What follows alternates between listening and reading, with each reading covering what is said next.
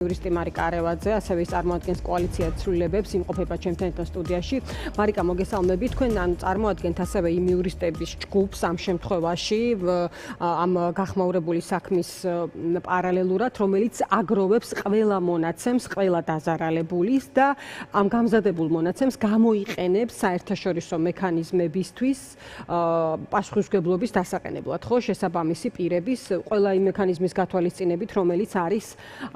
რომელიც არის გათვალისწინებული ასეთ შემთხვევაში. რა შეგიძლიათ თქვათ კონკრეტულად აი ამ მტკიცებულებებზე, რომელსაც აგროვებთ და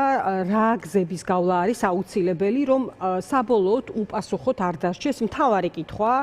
საიდანაც სხვათა შორის ყველა ყურადღების გადატანაში ადანაშაულებს ხელისუფლებას, რა ნივთიერების გამოყენება მოხდა გასულ წელს ხალხის წინააღმდეგ. მოგესალმები პირველ რიგში და მადლობა მოწვევისთვის, რაც შეეხება საქმიანობას, რაც შენახსენე, კი ნამდვილად მე გამოვიყენე, ასე თქვათ, ვიყენებ ჩემს პროფესიულ ცოდნას და უნარჩვევებს საადვოკატოს გულისხმობ ამ შემთხვევაში და პარტია ახალის კოალიციას ცვლილების ცხელი ხაზის ფარგლებში მე ვაგროვებ მონაცემებს ადამიანების, რომლებსაც გაუარესდათ ჯანმრთელობის მდგომარეობა და სწორედ მას შემდგომ, რაც იმყოფებოდნენ ამ აქციაზე და მოყვნენ იმ წყლის ჭავლისა და გაზის, მხუთავი გაზის დარბევის დროს. რატომ არის ახლა ეს მნიშვნელოვანი, რასაც ჩვენ ვაკეთებთ, იმიტომ რომ მას შემდგომ, რაც BBC-ს საგამოძიებო სიუჟეტი გახდა ცნობილი ჩვენთვის, უკვე ფაქტობრივად ასობით ადამიანმა დაუკავშირა მისი ჯანმრთელობის უეცარი და მოულოდნელი გაუარესება სწორედ დარბევების დროს გამოყენებულ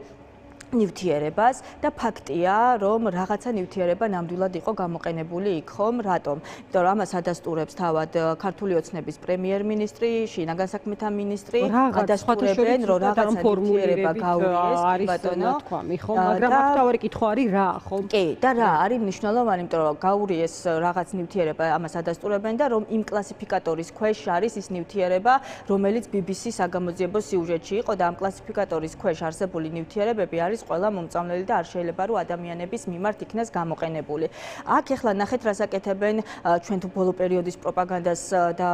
დავეყრდნობით, ცდილობენ რომ სიტუაცია გადაიტანონ, ფოკუსი გადაიტანონ როგორღაც ერთი ამ მნიშვნელოვანი საკითხიდან სხვა საკითხზე, რომ ამით შეეცადონ ამ სიტუაციიდან გამოძრომას, რადგან ისინი ცდილობენ ერთის მხრივ რომ ადამიანები, რომლებიც ხმამაღლას საუბრობენ თავიანთ ამ ჯანმრთელობის გაუარესებაზე, თავიანთი პროპაგანდისტებისა და პროპაგანდისტული მედიების მეშვეობით როგორღაც გააშაონ, დააბულინგონ, იმიტომ რომ სხვა ადამიანებს არ გაუჩნდეთ სურვილი ხმამაღლა ამაზე საუბარი, მაგრამ ხედავთ რომ ამ ნაწილში პროპაგანდა არ მუშაობს და ადამიანები ათობით ადამიანი მომართავს მათ შორის მეც და მიმართავს მედიასაც და ხმამაღლა საუბრობენ ამ ყველაფერზე. მეორე ჩახუნაშვილების ოჯახის ეგრეთ წოდებული გაშავება და მათზე თავდასხმა. მაშინ, როდესაც ჩახუნაშვილების მხრიდან ჩატარდა შემდგომი კვლევა ადამიანების ჯანმრთელობაზე დაკვირვების შესახებ და გამოვლენილი დარღვევების შესახებ და არა უშუალოდ ამ ნივთიერების შესახებ და რო შევაჯამო. აქ მნიშვნელოვანი არის რა, რომ ჩვენ ვაგროვებთ ამ მონაცემებს და რისთვის გამოვიყენებთ ამ მონაცემებს. აი რა გზები არსებობს? მოვამზადოთ ერთიანი, კი ბატონო, მოვამზადოთ ერთიანი საჩივარი და ვიმოქმედოთ როგორც ქვეყნის შიგნით არსებული სამართლებრივი ბერკეტების ფარგლებში, ასევე საერთაშორისო ბერკეტების ფარგლებში. მე ნელ-ნელა ვკრავ იურისტების იმ ჯგუფს, რომელიც ყველა მიმართულებით არიან და ადვოკატების იმ ჯგუფს, რომელიც ყველა მიმართულებით, იმიტომ რომ ეს მრავალპროფილური არის, არ არის მხოლოდ ერთი მიმართულება, ან სამოქალაქო დავა, ან ადმინისტრაციული, ან მხოლოდ სისხლი, მრავალპროფილურია და ჩვენ მას შემდგომ, რაც ყველა ამ ადამიანს ინდივიდუალურად მოусმენ, გავეცნობი მათ დოკუმენტაციას, რა სურათიც გვექნება იმის და აუცილებელი არის, რომ აი ამ საუბარს მონაყოლს იგივე ეს პოსტები, რომელიც არის ერთმანეთის მიყოლებით სოციალურ ქსელში, ზოგი ამბობს რომ თქვა ტანსაცმელი აქვს შენახული, რომელსაც მათი თქმით რაღაც ქიმიური დამწვრობის ნიშნები აღენიშნება თუ ასე შემდეგ სხვადასხვა ფაქტებზე იყო საუბარი. ამ ყველაფერს უნდა მიეცეს იმგვარი სამართლებრივი ფორმა, რომელიც იქნება მტკიცებულებებად უკვე წარდგენილი. ოღონდ აქ არის მნიშვნელოვანი, რომ ეს ხალხი ოცნების რეჟიმის წარმომადგენლებს გულისხმობთ. მაგალითად, მამუკა მდინარაძე, რომელიც თავად არის ამ რეჟიმის ნაწილი, ვერ გამოიძიება აძიებს ვერაფერს და ვერ დაგვიდებს ობიექტურ სურათს. ამიტომ აქ არის მნიშვნელოვანი საერთაშორისო გამოძიება. ჩვენ კოალიციურად ჩვენმა კოალიციამ და ზოგადად ბევრმა სუბიექტმა ერთობლივად მოვითხოვეთ სწორედ ეს საერთაშორისო გამოძიება და ხვალაც ამასთან დაკავშირებით იმართება აქცია შვიცაძე ფილარმონიიდან მსვლელობა გაიმართება რუსთაველის გამზირზე და ყველა ის ადამიანი ვისთვისაც მნიშვნელოვანია ეს კატასტროფული ამბავი აუცილებლად უნდა მოვიდეს და რაც მთავარია მე რა მინდა რომ გითხრათ დღეს ჯანდაცვის სამინისტროსთან მქონდა ჩვენ აქცია რეჟიმის პატიმრების ოჯახის წევრებთან ერთად და უნდა აღინიშნოს რომ სწორედ ჯანდაცვის სამინისტროს ვალდებულება იყო ის რომ ადამიანების სოდნო და ჯერ რა ნივთიერებას იყენებდნენ მე აეკრძალა და ჩარეულიყო რომ არ მომხდარიყო ამ ნივთიერებების გამოყენება და მე უკვე ადამიანების მონიტორინგი განეხორციელებინა ჯანმრთელობის კუთხით ამაზე დღეს კოალიციას ჩვენ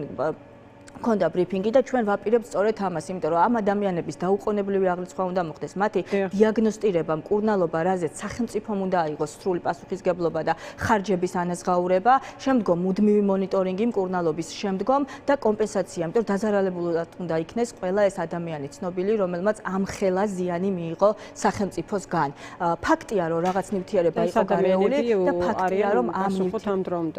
რა თქმა უნდა და კიდე აქეთ აბრალებენ სად იყავით აქამდეო ჩვენი მხრიდან და არაერთი ადამიანი და კონკრეტულად ჩვენი კოალიცია პირველივე დღიდან ვითხოვდით გაეცნოთ რა ნივთიერება იყო გამოყენებული. მეცაც გეტყვით, სახალხო დამცველის ანგარიშიც კი მოხდა ის, რომ